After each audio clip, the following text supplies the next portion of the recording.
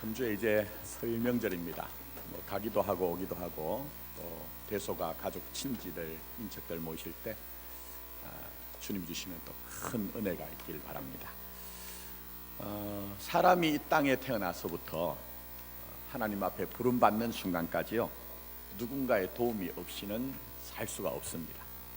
물론 우리가 때로는 마음속에 아이고 남들 도움 받기도 싫고 또 도움 주기도 싫다 뭐 이런 마음도 들 때가 있습니다. 나 홀로 세상을 살아갈 수 있는 것은 아닙니다.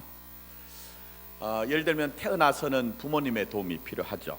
부모님의 도움 없이는 우리가 생존 자체도 이제 힘든 것입니다. 그 다음에 좀 자라서는 학교를 가면 선생님이나 또 친구들, 동료들, 선배들 도움이 있습니다. 그러다가 이제 결혼을 하고 난 이후에는 남편의 도움이 있고요, 또 아내의 도움이 있고 그렇게 살아가는 것이 우리 인생의 모습입니다. 드러나는 것이 아니어도 우리가 정말 이제 먹고 살고 누리고 향유하는 것들 보면 내가 내 손으로 수고한 것이 아니고요, 얼굴은 알지 못하지만 누군가의 수고를 통해서 우리가 우리의 삶을 영위하는 경우가 있습니다. 자, 그래서 내가 사람의 도움이 없이 살아간다, 이거는 굉장히 교만한 생각입니다.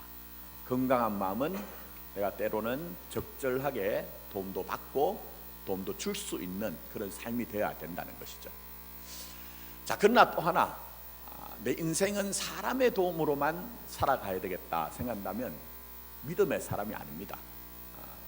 믿음의 사람은 자기 인생에 하나님의 큰 도움이 있다는 것을 인정하는 것이죠. 믿음의 눈으로 보니까 과거도 하나님의 도움이 있었고 오늘도 하나님의 도움이 있고요, 또 내일의 삶은 알지는 못하지만 지금까지 도우신 것처럼 한량없는 하나님의 은혜가 있을 것이다. 그런 이제 믿음을 가지고 사는 것입니다. 자, 오늘 본문을 말씀을 보시면 하나님께서 아브라함에게 환상 중에 임하셔서 아브라함아 두려워하지 말라 그렇게 얘기하고 있어요.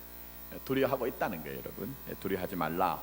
나는 내 방패요, 너의 지극히 큰 상급이니 그렇게 이제 말씀을 하고 있어요. 자, 그러면서 읽진 않았지만 6절을 말씀 보시면 아브라함이 여호와를 믿으니, 그러니까 하나님을 믿으니 여호와께서 이를 그의 의로 여기셨다 그렇게 얘기를 하고 있습니다. 주목할 것은 아브라함이 하나님을 믿었고 그 하나님은 어떤 하나님이냐, 방패가 되시고 상급이 되시는 하나님을 온전하게 믿었을 때에 이 아브라함에 대해서 그 믿음을 보시고 의로 여기셨다 그렇게 얘기를 하고 있어요. 물론 이 말씀을 잘 보시면요, 믿음으로 말미암아서 부자가 되었다는 얘기 아니에요, 여러분. 부자가 되었다는 얘기 아니죠, 여러분. 또 믿음으로 말미암아서 큰 권세를 가졌다는 얘기도 아닙니다. 또 더 나아가서는 이 아브라함이 믿음으로 말미암아 자기 삶에 있던 고민거리들, 염려하던 것들, 문제가 단박에 해결되었다는 게 아니에요.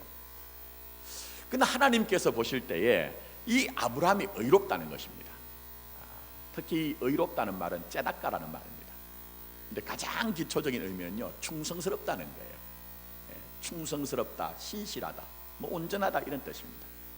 그러니까 지금 이 아브라함이 볼 때는요, 다른 형편은 모르겠어요.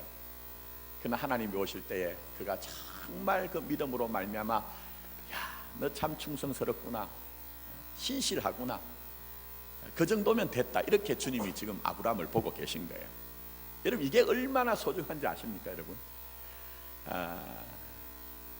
우리가 가만히 보면요, 제가 이제 목회를 쭉 하다가 보니까 지금까지 교회 안에서 많은 분들을 만나왔는데 현상적으로는 드러나기는요, 대단한 일을 하시는 분들, 열심과 정성을 가지고 대단한 일들을 하시는 분들도 계시고요, 또 때로는 이것이 바르다 의롭다고 해가지고 또 많은 일들을 하시는 분들이 있는데, 근데 가만히 보면 좀 부족한 경우가 있어요.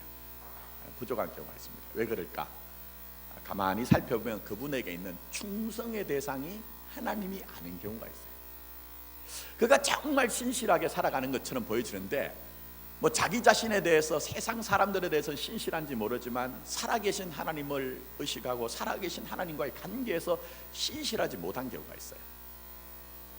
그럴 때는 목사의 마음에 판단하고 비판하는 것은 아니지만 아이고 좀 부족하다 이런 마음이 들 때가 있거든요. 근데 지금 이 아브라함에 대해서는 하나님께서 그 믿음을 보시고 하나님이 참 충성스럽구나, 신실하구나, 온당하구나, 괜찮구나 이렇게 말씀하고 있는 것입니다. 저는 여러분의 삶의 형편이 어떻든지 하나님이 여러분을 바라보실 때 그 정도면 됐다, 근사하다, 충성스럽다, 신실하구나 하는 그런 여러분이 인정받는 여러분이 되기를 원합니다. 자, 그렇다면 오늘 이 본문의 말씀을 통해서 짧은 말씀이에요. 주님이 우리에게 무엇을 말씀하실까요? 먼저 하나님은 아브라함에게 나는 너의 방패라고 말씀합니다. 나는 너의 방패라고 말씀하세요. 그러므로 우리도 우리 자신에게 방패가 되시는 하나님을 알라고 말씀하세요, 여러분. 자, 본문 말씀에서 아브라함에게 하나님이 내가 너의 방패가 된다고 왜 말씀하실까요? 오늘 본문 1절 말씀을 여러분이 보시면 그게 이제 들어가는 부분에 말씀이 이렇게 시작이 됩니다. 이후에 그렇게 얘기합니다. 자, 그러면 그 앞에 선행되는 일들, 선행되는 사건이 있겠죠, 여러분. 그게 이제 14장에 나옵니다. 다 설명은 드리지 않겠습니다만 14장에 아주 중요한 사건이 하나 납니다. 염해. 그러니까 오늘날로 말하면 사해입니다. 사해 근처에 있던 나라들이 이제 대격동과 격변이 일어납니다. 큰 전쟁이 일어납니다. 이 조카 롯이 거주를 하던 소돔과 고모라 성과 연합을 한 5개 국가와 그리고 엘람 왕 그돌라모엘이라고 하는 왕과 연합한 4개 국가가 대전쟁이 일어납니다. 그런데 이 소돔과 고모라 성에 살고 있던 이 롯이 속한 이 연합한 이 나라들이 패하게 됩니다. 뭐 오늘날도 그렇지만 전쟁은 굉장히 참혹해요, 여러분. 제로섬 게임이에요, 여러분. 이긴 자가 모든 것을 다 가지잖아요. 그래서 아브라함의 조카 롯도 결국 이제 포로로 끌려가게 되는 장면이 나와요.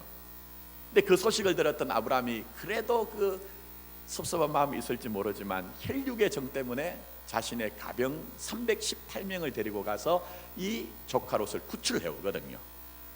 자, 그 장면에 대해서 14장 15절의 성경은 이렇게 기록합니다. 그와 그의 가신들이 나뉘어 밤에 그들을 쳐부수고 얘기했습니다. 왜 밤에 여러분 아브라함이 그렇게 쳐들어갔을까요? 우리 편이 지금 적은 거예요, 여러분. 그 연합하고 있는 4개 국가보다는 훨씬 더 우리가 가진 군사력이 약하기 때문에 그야말로 기습 작전을 편 것이 바로 아브라함의 이제 작전이었습니다. 자, 그러니까 어떤 일이 있을까요? 분명히 승리하기는 승리했지만 만약에 이 그돌라오멜 왕을 중심으로 한 이 엘람 왕 그돌라오멜을 중심으로 한 4개 국가가 그게 대해서 자기들이 아브라함에 대해서 정말 뭐 복수할 마음을 가지고 그들에게 다시 한번 달려든다고 하면요, 제가 볼 때는 아브라함은 존재 자체가, 생존 자체가 불가능하거든요. 그래서 오늘 여기에 1절 말씀 보시면은 아브라함이 두려워하고 있는 거예요, 여러분. 자, 이렇게 두려움 속에 있는 아브라함에게 하나님께서 말씀하십니다. 나는 너의 방패다. 무슨 의미일까요, 여러분? 여러분, 방패가 무엇입니까? 방패는 적의 진영으로부터 날아오는 화살이나 칼로부터 보호하고 지켜내는 역할을 하죠. 마찬가지입니다. 아브라함아, 네가 지금 굉장히 두려워하고 있지, 걱정하고 있지, 염려하고 있지. 원수와 대적이 혹시라도 너에게 달려와서 너의 생명조차도 정말 부지 못하는 것에 대한 걱정이 있지 않느냐? 걱정하지 마라. 네 눈에는 비록 내가 보이지 않는다 할지라도 내가 너를 지키고 너를 보호할 것이다. 그러니 염려하지 말라, 걱정하지 말라, 그런 뜻으로 내가 너의 방패가 된다고 말씀하고 있는 것입니다. 근데 중요한 것은 이것입니다. 오늘 우리도 아브라함처럼 정말 세찬 광풍이 부는 이 광야 같은 세상을 살아가는데 우리가 어떤 믿음을 가져야 되겠느냐 하는 거예요. 우리가 어떤 믿음을 가져야 되겠느냐? 바로 나의 방패가 되시는 하나님만을 온전히 믿어야 된다는 겁니다. 그렇게 믿을 때 그 믿음을 보시고 하나님은 그것을 의로 여기신다. 충성스럽게 신실하게 온전하게 여기시는 하나님의 놀라운 은혜가 우리 가운데 임하는 것입니다, 여러분. 특별히 성경에 나오는 믿음의 사람들은 대부분 다 이렇게 방패가 되신 하나님을 믿었습니다. 근데 특별히 그 가운데 한 분이 우리가 떠오르는데 그 사람은 바로 다윗입니다, 여러분. 여러분, 다윗은 아시다시피 왕이라는 그 대단한 어떤 직책을 가지고 다 설명할 수 없는 삶의 굉장한 고난의 역경이 많이 있었습니다. 그의 삶의 전체를 이해하자면요, 고난에 점철된 그의 인생을 이해하지 않으면은 절대로 그를 해석해낼 수 있는 방법이 없습니다. 자, 예를 들면 역사의 무대에 전면으로 등장합니다. 구국의 영웅이 한순간 되었습니다. 그런데 그것 때문에 어려움을 겪어요. 사울 왕이 그를 그냥 두지 않고 시기와 질투 때문에 집요하게 계획적으로 의도적으로 그를 쫓아다니면서 그를 죽이러 갑니다. 나중에는 도무지 광야 가운데서 그렇게 쫓겨다니는 삶이 자기 자신의 안전을 보장하지 못하기 때문에 가드라는 나라로 피신합니다. 가드라는 나라는 간단한 게 아닙니다. 블레셋의 대표적인 5개 도시국가 중에 한 국가인데, 이 가드는 여러분 아시다시피 골리앗의 목을 베었지 않습니까?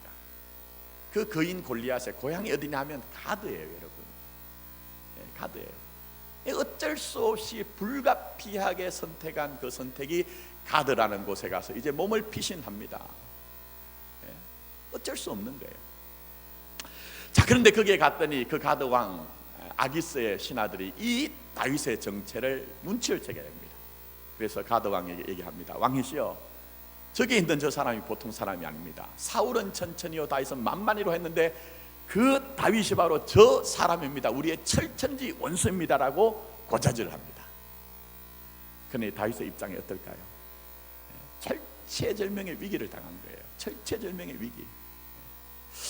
자, 그래서 이 다윗이 이러한 위기를 이제 모면하고 빠져나오기 위해서 자기의 방법을 택하는데, 그 방법이 사무엘상 21장 13절에 이렇게 성경은 기록을 하고 있습니다. 그들 앞에서 그의 행동을 변하여 미친 채 하고, 그렇게 얘기하고 있어요. 미친 채 하고 대문짝에 거적거리며 침을 수염에 흘리매라고 얘기합니다. 여러분, 이스라엘 사람들에게 수염은요, 영광을 상징합니다. 존엄을 상징합니다. 근데 이 수염에 침을 질질 흘렸다는 것은요, 그야말로 영광을 다 잃어버린 거예요. 그리고 미친 채 하는데, 그것도 사람들이, 수많은 사람들이 왕래를 하는 그 성문에서 정말 완전히 미친 사람처럼, 실성한 사람처럼 그렇게 함으로 말미암아 자기의 생존을 그렇게 지켜내는 그 상태. 여러분, 한순간에 영광을 잃어버린 모습입니다. 존귀함을 잃어버린 모습이에요. 그게 어느 하나도, 자존심 하나도 지금 보여지지 않거든요. 얼마나 아프겠습니까? 힘들겠습니까? 그래도 사람이 말입니다. 마지막에는 자기 자존심을 지킬 수 있어야 되거든요. 마지막에는 자기가 자존심을 지킬 수 있어야 되는데, 그 자존심조차도 전부 다 지금 무너진 자리. 그러니 이 다윗은 모든 것들을 다 잃어버리고 모든 것들을 상실하고 모든 것들이 무너진 거예요, 여러분. 근데 중요한 것은 이것입니다. 그 자리에서 이 다윗은 자기 안에 있는 진실을 가지고 하나님 앞에 노래를 부르고 있습니다. 아니, 정확하게 말씀드리면 노래가 아니라 하나님 앞에 간절한 기도를 하고 있어요. 그 기도가 시편 56편의 말씀입니다. 내용은 복잡한 것이 없습니다. 하나님, 나 좀 구해주세요. 내가 이렇게 어려운 가운데서, 내가 정말 환난 가운데 내가 어떻게 해야 될지 모르니 하나님만이 나의 구원이시니, 나의 이 위경 가운데 내 원수와 대적들 가운데 하나님이 손을 펴셔서 나를 구원해 주십시오라고 이렇게 간절하게 하나님 앞에 기도합니다. 그런데 그때 이 다윗이 기도하는 하나님의 이름이 등장합니다.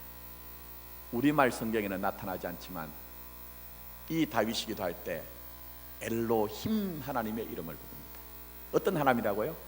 엘로힘의 하나님. 그 엘로힘의 하나님은 첫 번째 창조 때에 아무것도 없는 가운데 모든 것을 말씀으로 창조하신 하나님의 이름을 부를 때 엘로힘의 하나님의 이름이 등장합니다. 그러면 여기에서 이 다윗이 그 엘로힘의 하나님의 이름을 간절하게 부르며 기도하는 이유가 뭘까요, 여러분? 다윗은 그런 마음 같아요. 하나님, 지금 내 안에 그 첫 번째 창조가 있었을 때처럼 내 안에 혼돈이 있습니다. 내 안에 공허가 있습니다. 내 안에 흑암이 있어서 내가 내 인생 하나를 지켜내지 못하는 이런 위험 가운데 있습니다. 환난 가운데 있습니다. 어떻게 하겠습니까? 하나님, 당신께서 없는 것 가운데 말씀으로 있는 것을 부르신 것처럼 하나님의 권능과 하나님의 역사로 말미암아 내 인생을 지켜주시고 내 인생을 보여주시고 나의 인생을 새롭게 해주십시오. 그 마음을 가지고 간절하게 기도하는 거예요. 그리고 더 나아가서 그 믿음의 의지를 가지고 나는 이제 다른 것을 의지하지 않겠습니다. 오직 주만을 의지하겠습니다 하는 고백을 합니다. 그래서 시편 56편 3절에 보면 이 다윗이 그렇게 고백합니다. 내가 두려워하는 날에는 주를 의지하리다. 내가 두려워하는 날에는 누굴 의지한다고요? 주를 의지하리다. 시편 56편 길지 않은 이 시편에는요 무려 6번이나 내가 다른 것들을 의지하지 아니하고 주만을 의지하겠다고 그렇게 강렬하게 주님 앞에 믿음을 고백하는 이 다윗의 모습. 왜 그럴까요, 여러분? 모든 것들이 무력한 걸 아는 거예요. 내가 가졌던 지식도 무력하고, 내가 가진 경험도 무력하고, 내가 가졌던 그 용맹함도 이 큰 문제 앞에서 너무나 무력하기 때문에 오직 방패가 되시는 분은 하나님 한 분밖에 없다는 것을 알기 때문에 내가 주만을 의지하겠습니다라고 고백하는 것입니다. 사랑하는 성도 여러분, 우리도 우리의 삶 가운데 때로는 아브라함처럼 다윗처럼 두려워할 만한 일이 우리에게 다가올 때가 있습니다. 그렇지 않습니까, 여러분? 또 그것이 아니어도 날마다 살아가는 우리의 삶 가운데 얼마나 많은 염려와 걱정과 근심이 우리의 삶의 주변부에 떠돌고 있는지 몰라요. 또 때로는 내 자존심조차도 전부 다 무너져 내린 같은 그런 삶의 순간들도 있거든요. 그 순간에 정말 우리가 기억해야 되는 것은 무엇일까요? 우리의 유일한 방패는 누구시라고요? 하나님 한 분밖에 없다는 거예요. 정말 여러분의 근본적인 것을 지켜내실 수 있는 분은, 보호하실 수 있는 분은 하나님 한 분밖에 없다는 거예요, 여러분. 바로 그 믿음을 보실 때 우리 하나님께서는 이 아브라함의 믿음을 보시고 의로 여기셨다. 믿음을 보시고 의로 여기셨다. 이 말씀을 기억하십시오, 여러분. 아무쪼록 오늘 예배 가운데 있는 저 여러분들이 우리의 방패가 되시는 하나님을 온전히 믿음으로 말미암아 아브라함이 하나님 앞에서 정말 충성스럽다, 신실하다, 괜찮다, 근사하다고 인정받았던 것처럼 그런 믿음의 삶이 되기를 예수님의 이름으로 축복합니다. 자, 더 나가서 하나님은 아브라함에게 말씀합니다. 나는 너의 상급이라고 말씀하고 계세요. 나는 너의 상급이다. 그러므로 하나님은 우리에게도 상급이 되시는 하나님을 믿으라고 말씀하세요. 상급이 되신 하나님. 자, 하나님이 아브라함에게 왜 내가 너에게 상급이 된다고 말씀하셨을까요? 상급이란 말은 다른 말로 말씀드리면 영광이라고 보면 됩니다. 자, 여러분이 아시다시피 아브라함은 본토와 친척과 아비 집을 떠났습니다. 간단한 얘기가 아닙니다, 여러분. 근데 그렇게 본토와 친척과 아비 집을 떠나서 갈 바를 알지 못하는 가운데 하나님의 말씀하심에 순종할 수 있었던 이유가 뭘까요? 맹목적으로 그렇게 된 게 아니거든요, 여러분. 말씀을 잘 보시면 하나님은 먼저 약속을 허락하세요. 축복을 허락하세요. 그래서 그 약속과 축복 때문에 비록 갈 바는 알지 못하고 나갔지만 그 약속과 축복을 믿는 믿음 때문에 그렇게 결단하고 그렇게 믿음으로 살아간 거예요. 그렇게 하나님이 약속하신 것 가운데 하나가 뭡니까? 바로 아들에 대한 약속, 자손들에 대한 약속이었어요. 근데 문제는 이것입니다. 나는 그 하나님의 약속을, 축복을 믿었는데 현실적으로 지금 내게 그 하나님의 약속이 이루어지지 않은 거예요, 여러분. 그러니 지금 이 아브라함의 입장에서는 하나님에게 섭섭한 거예요, 솔직하게 말씀드리면. 그렇게 세월이 흘러서 나는 하나님을 믿었다고 생각하고 하나님의 그 축복을 분명히 인정했는데 왜 내게는 지금 하나님께서 아들을 주시지 않느냐 하는 거예요, 여러분. 이것을 좀 이해하기 위해서는 이 아들이 무슨 문제가 있느냐 하는 것들을 좀 생각해야 됩니다. 작년에도 저한테 이제 기도를 부탁하신 분들 가운데 결혼을 하시고 아기가 없어서 몇 년 동안 없어서 이제 기도하신 분들이 몇 분 계세요. 가운데 몇 분이 저한테 아주 기쁜 소식을 전해주셨어요. 얼마나 감사한지. 뭐 요즘은 우리가 그런 얘기를 하잖아요. 무자식이 뭐라고 하죠? 상팔자다. 그래서 뭐 사실 요즘은요, 뭐 자식이 없어도 그렇게 뭐 불편하거나 그렇게 어려움이 있는 시대는 아닙니다. 근데 과거의 이 아브라함의 시대는요, 아기가 없으면, 아들이 없으면 하나님이 심판하셨다고 생각하던 그런 시대였어요. 그렇기 때문에 아들은 어떤 면에서는요, 그 당시에 부모들에게, 사람들에게 굉장한 자기의 영광이었습니다. 그렇기 때문에 아브라함에게 이 아들이 없다는 것은 모든 것들이 다 갖춰져 있다 할지라도 내게 근본적인 것이 지금 상실이 된 거예요. 그래서 오늘 여기에 있는 이 아브라함이 잘 보시면 그것 때문에 지금 마음이 아픈 거예요. 그것 때문에 아픈 거예요. 특히 여러분 아시는 것처럼 아브라함은 자기 조카 롯을 아들처럼 그렇게 여겼습니다. 근데 이 아들이 아들처럼 여긴 롯이 자기 수하에 있는 종들이 목초지를 두고 다툼이 일어나자 어떻게 했습니까, 여러분? 그래도 큰아버지인데 백군데 한번 물어보고, 이때까지 큰아버지 저를 이렇게 잘 사랑으로 돌봐주셨는데 우리가 그래도 이제 다른 곳으로 가야 된다면 큰아버지가 먼저 좋은 것을 선택하세요라고 했으면 좋겠는데, 아니 이 맹랑한 녀석이 자기가 좋은 것을 눈으로 보기에 좋은 그 물된 동상 같은 그 소돔 땅을 먼저 택해버렸거든요. 그래서 얼마나 섭섭하겠습니까, 여러분? 근데 제가 말씀드렸죠, 그런 롯에게 문제가 생겼습니다. 전쟁통에 휘말렸는데 그래도 혈육의 정이 있어가지고 그 조카 롯을 구해줬거든요.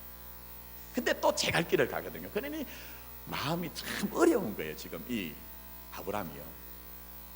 자, 그래서 그 마음이 표현된 것이 있습니다. 자, 한번 보겠습니다. 2절 말씀 한번 보십시오. 자, 이런 섭섭한 마음 때문에 아브라함이 하나님 앞에 아주 진실되게 지금 하나님 앞에 얘기한 게 있어요. 주 여호와여, 무엇을 내게 주시리 하시나이까? 나는 자식이 없사오니 나의 상속자는 이 다메섹 사람 엘리에셀이니라. 그렇게 얘기하고 있어요. 무슨 얘기입니까? 하나님의 은혜로 전쟁에서 이기긴 이겼지만 이게 정말 상급이 아니라는 거예요. 내 영광이 아닌 거예요. 내게 기쁨이 전혀 되지 않는다는 거예요. 내게 가장 큰 상급과 영광은 하나님이 아들을 주시는 것인데, 하나님이 약속하신 아들을 주시지 않으니 내가 이 주위의 고대 근동에 있는 모든 나라들의 풍습을 따라서 내 종인 다메섹 사람 엘리에셀을 내 가업을 잇는 그런 사람으로 만들어야 되는 것 아닙니까? 라고 하나님 앞에 지금 불만을 얘기하는 거예요, 여러분. 무슨 의미인지 아시겠죠, 여러분? 네. 여러분, 아브라함 얘기 들으실 때, 이건 뭐 아브라함은 아브라함이고 나는 나다, 여러분 그런 생각 드세요, 여러분? 조금만 여러분 한번 여러분의 삶을 살펴보시면 아브라함의 마음이 우리의 형편과 꼭 같을 수가 있습니다. 자, 무슨 얘기냐? 여러분들이 살아간다는 것은요, 무엇인가 소망하기 때문에, 기대하기 때문에 살아가는 것이거든요. 특히 믿음의 사람들은 그냥 소망하고 기대하는 것이 아니라 때로는 정말 하나님 앞에 믿음을 가지고 기도를 합니다, 여러분. 그렇지 않습니까, 여러분? 기도를 하면서 그 기도를 할 때마다 하나님이 내게 확신을 주시고 또 믿음을 주시거든요. 근데 때때로 우리에게 내 편에서는 하나님을 그렇게 믿었다고 생각하는데 내 몸의 현실에서는 오늘 아브라함에게 아들이 없는 것처럼 이루어진 것이 없을 때, 그때의 여러분의 심정, 여러분의 마음이 어떠하냐는 거예요. 근데 여러분, 기독교의 신앙은요, 포장하고 위장하고 가면을 쓰면서 하나님 앞에 나가는 것이 아니라 정말 어린아이가 부모님을 만날 때에 자기 안에 있는 모든 것들을 다 솔직하게 진실하게 드러내는 것처럼 그렇게 하나님을 만나는 거예요. 그래서 오늘 이 아브라함이 하나님 앞에, 하나님, 나 섭섭합니다. 전쟁에선 이겼는지 모르지만 왜 내게 약속하신 아들 주시지 않는 거예요? 이런 섭섭함을 토로하는 거예요. 제가 아는 분 한 분 얘기를 좀 하려고 합니다. 그분이 아들이 있는데요, 고등학교를, 전국에서 수재들이, 영재들이 모이는 고등학교를 갔어요. 그러니 엄마의 마음에는 얼마나 기대가 되겠습니까? 근데 시험을 쳤는데 대입에서 첫 번째 시험에 실패를 했어요. 자기 삶에 지진이 온 거예요. 지진. 너무너무 힘들어요. 그러다 겨우겨우 추설해가지고 이제 그 아들을 재수를 이제 시킨 거예요. 또 이제 그래도 기대가 있겠죠, 그죠? 기대가 있어서 재수를 시켰는데 또 그 다음에 참 결과가 좋았으면 좋았는데 그 다음에 또 실패를 한 거예요. 마음이 너무너무 어려워서 어쩔 줄 모르고, 그래도 또 자식 새끼니까 또 한 번 이제 또 대입 시험을 또 준비하겠습니다.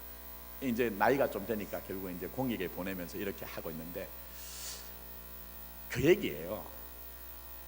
자기가 그렇게 자기 아들을 돌보면서 하나님 앞에 정말 기도를 했다는 거예요.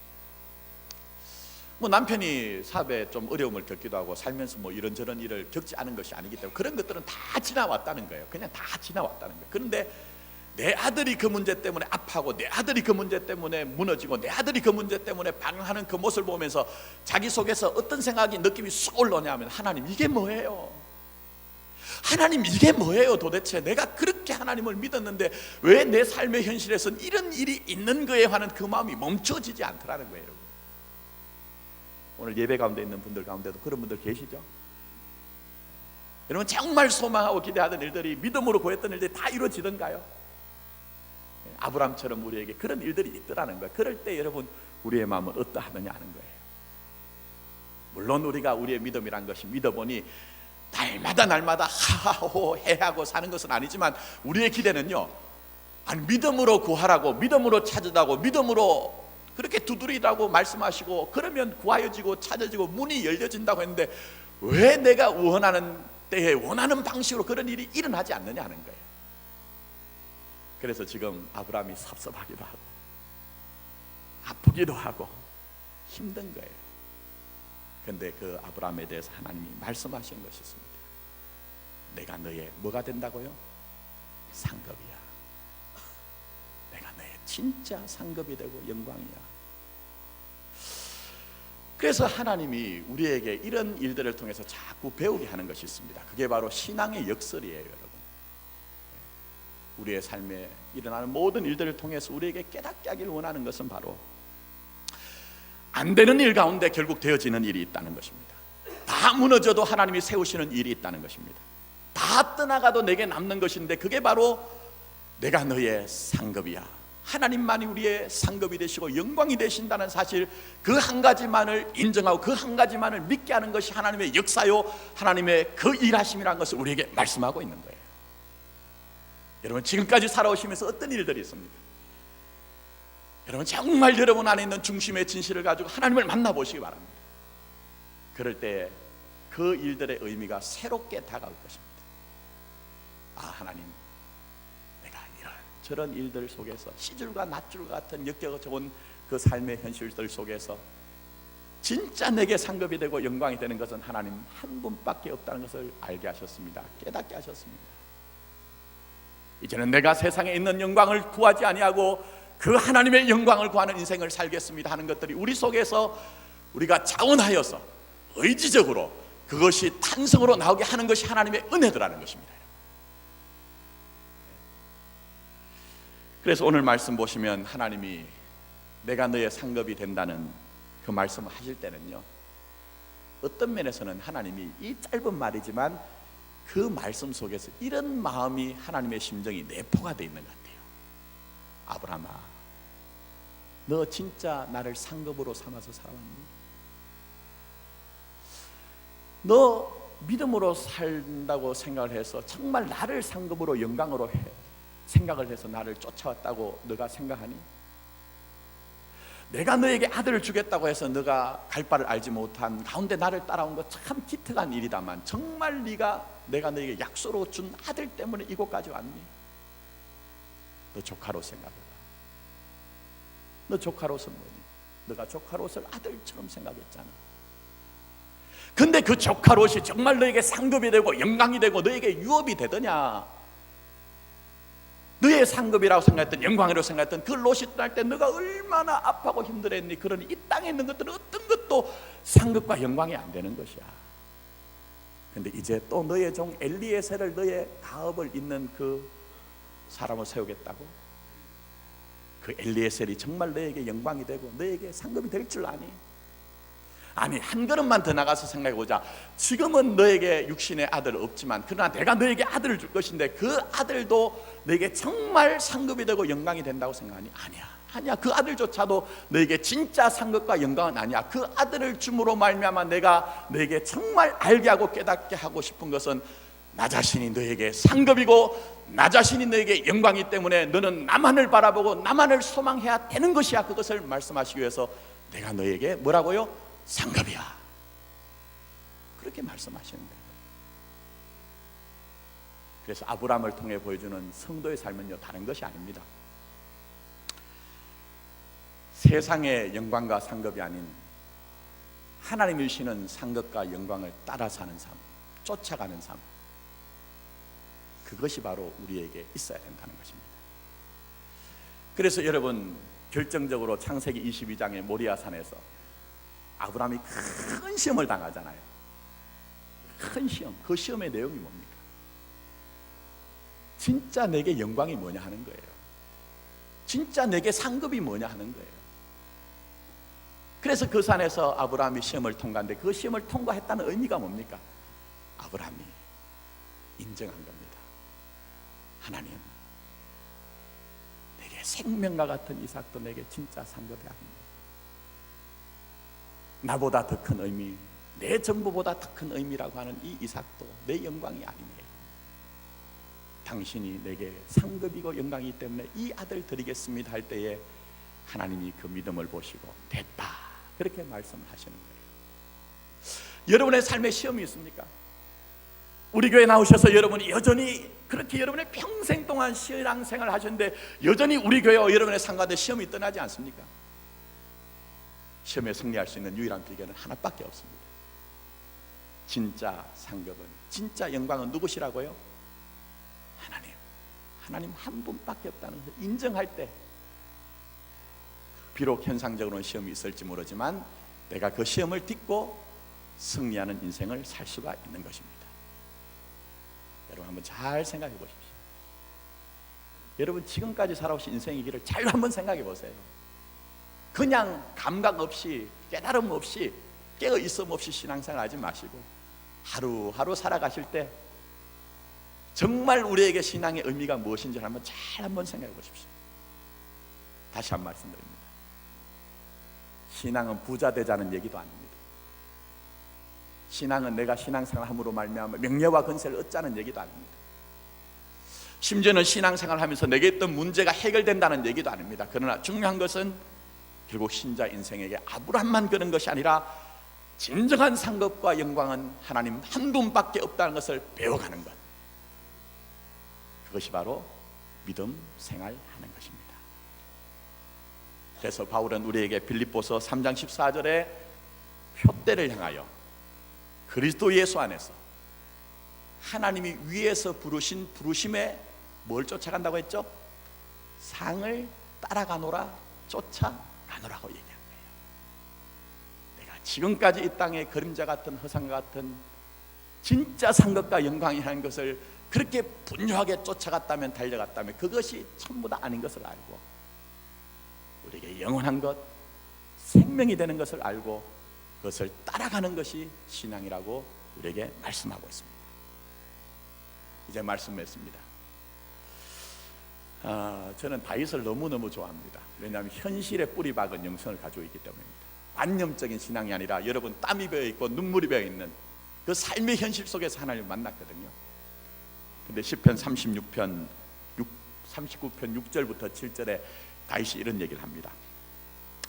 진실로 각 사람은 그림자 같이 다니고 헛된 일로 소란하며 재물을 쌓으나 누가 거둘지 알지 못하나이다. 그 다음에 아주 소중한 고백합니다. 주여, 이제 내가 무엇을 바라리요? 주여, 이제 내가 무엇을 바라리요? 나의 소망은 누구께만 있다고요? 주께만 있나이다. 살아보니 열심히 안 산 건 아닌데요, 살아보니 그 열심히 산 것이 아무것도 아니더라. 그림자를, 허상을 쫓은 것 같더라는 거예요. 그래서 우리에게는 지식의 부족의 문제도 아니요, 능력의 부족의 문제도 아니요, 진짜 믿어야 되는 것을 믿지 못하고 믿지 못할 것을 믿었던 우리의 삶이 있기 때문에 아프고 힘들고 방황하는 거예요. 여러분, 우리가 상급이 되지 못하고 우리에게 영광이 되지 못하는 것들을 우리가 영광과 상급으로 착각하고 오해했기 때문에 우리에게 그런 일들이 있는 거예요. 그래서 이 다윗은 이제는 내가 오직 주만 소망하나이다. 그게 바로 여러분들에게 일어나고 있는 일들입니다. 오직 주만 우리가 바라보는 그 자리까지 가게 하기 위해서 우리가 지금까지 치장하고 포장하고 위장하고 우리가 잊고 있던 일들을 다 벗겨내시면서까지 진짜 영광과 진짜 상급이 하나님인 것을 알게 하는 길들이 바로 우리에게 일어나고 있습니다. 아무쪼록 이런 삶의 현실 속에서 하나님만이 여러분의 방패가 되시고 하나님만이 여러분의 상급이 되신다는 사실 알고 그 하나님을 온전히 믿음으로 믿으니 의로 여김을 받는 그런 귀하고 복된 여러분이 되시기를 예수님의 이름으로 축복합니다. 아멘. 기도드리도록 하겠습니다.